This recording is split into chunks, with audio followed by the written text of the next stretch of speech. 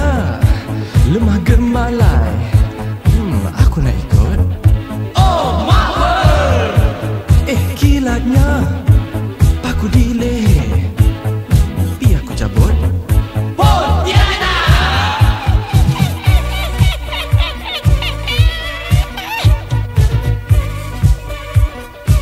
Alamak, apa dah jadi?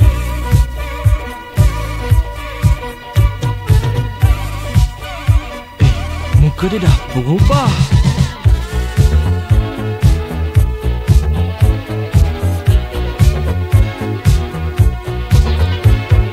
Gerunnya dia mengilai. Aku nak cabut.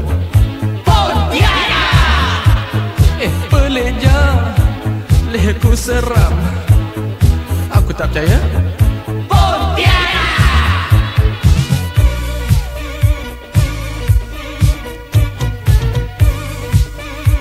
Apa aku nak buat ni?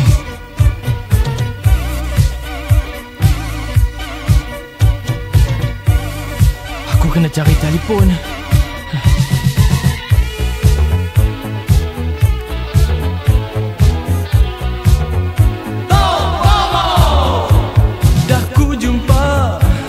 Nak telefon, ku cari Tok Bomo. Halo, Tok Bomo di sini. Halo, Tok Bomo di sini. Apa dia? Ada hantu? Aku datang kejap lagi ya.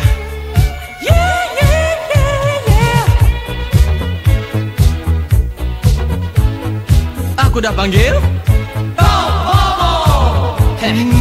Mukamu dah reput, badanmu busuk. Cepat datang. Tok Bomo!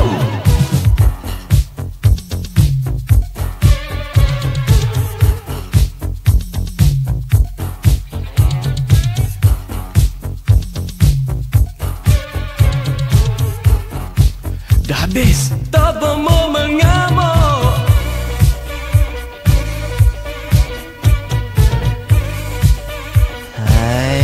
Pondianak,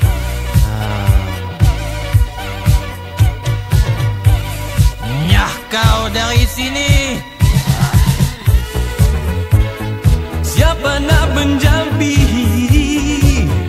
Tok Bomo? Bau busuk pun hilang, Pontianak tak datang lagi. Nak panggil siapa? Tok Bomo! Nak panggil siapa? Siapa? Tok Bomo! Nak panggil siapa? Tok Bomo! Nak panggil siapa? Tok Bomo! Siapa? Tok Bomo! Nak panggil siapa?